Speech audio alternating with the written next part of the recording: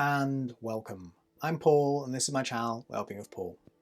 In this episode, we're going to be looking briefly at sleep, but focusing specifically on people struggling to sleep due to many thoughts on the mind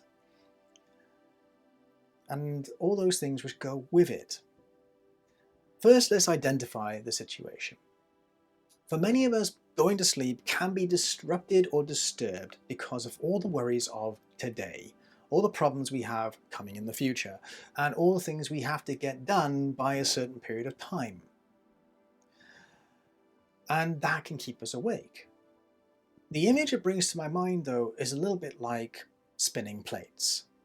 If you've ever seen people spinning plates, you can always watch a video after this about that, it involves a lot of effort because you get the plate and you spin it on a stick of some kind.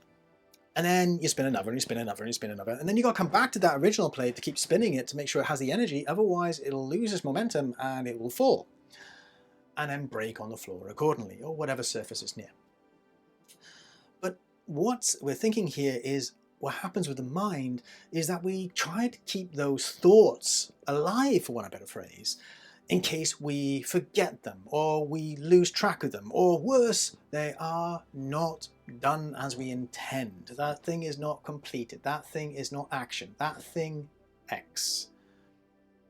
And that's the worst scenario for most of us. That gives us a lot of anxiety in these sort of situations. Well, for those I've worked with, and including myself, anxiety can be a word which is felt in those moments. We can feel stressed by all these thoughts we keep alive in our minds just in case we forget them.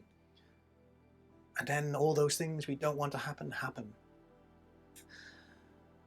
But then I discovered this fantastic motto, and it's helped me create this entire episode. And the motto is, I'll leave tomorrow's problems for tomorrow me. I think it's absolutely wondrous. What a beautiful way to focus on the present, to allow today's day to come to an end, allow me to go to sleep and know that tomorrow I will address whatever I need to address at that time, at that point. Now I hope most of your situations are able to be at least allow you to sleep for a little while and then come to the next day and address them as you need and deserve.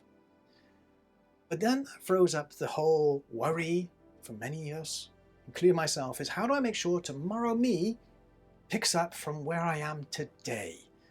How do I ensure tomorrow me does all those things we've got to do? How do I make sure tomorrow me remembers all those things that I'm currently remembering?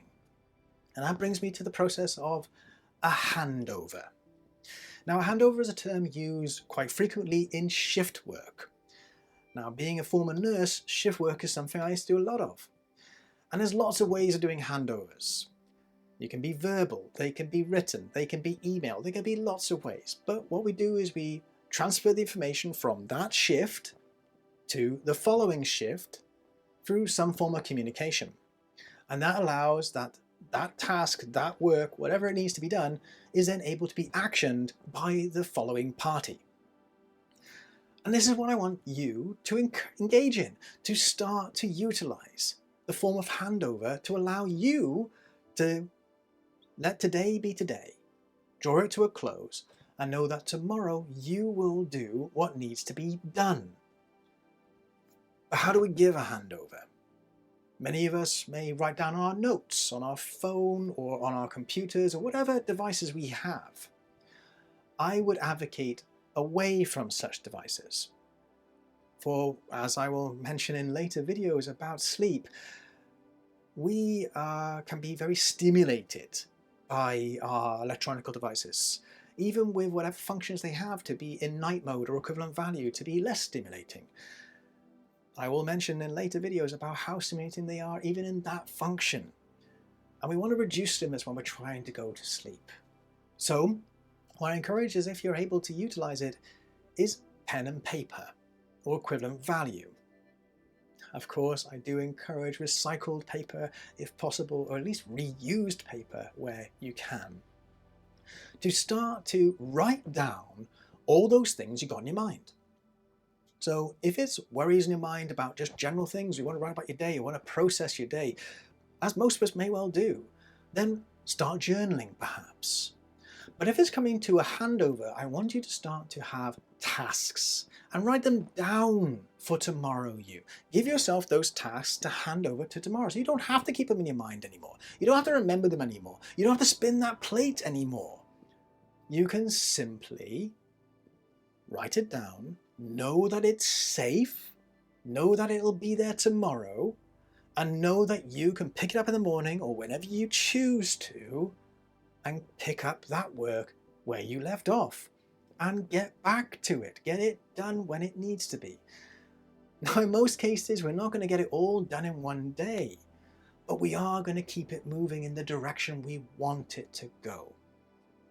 So, for any of you who do struggle with sleep due to having to keep all those tasks, all those worries, all those jobs to get done alive in your mind, I really do advocate that you do give yourself a handover to tomorrow you, so that tomorrow you can deal with tomorrow's problems in due course. And you can focus on what matters at that moment. And it's your sleep. Because we all need it. It takes care of us. It nurtures us in so many ways. So, I hope this helps. I hope this benefits you. And I really do hope it helps towards a good night's sleep for you. Until next time, everybody. Bye for now.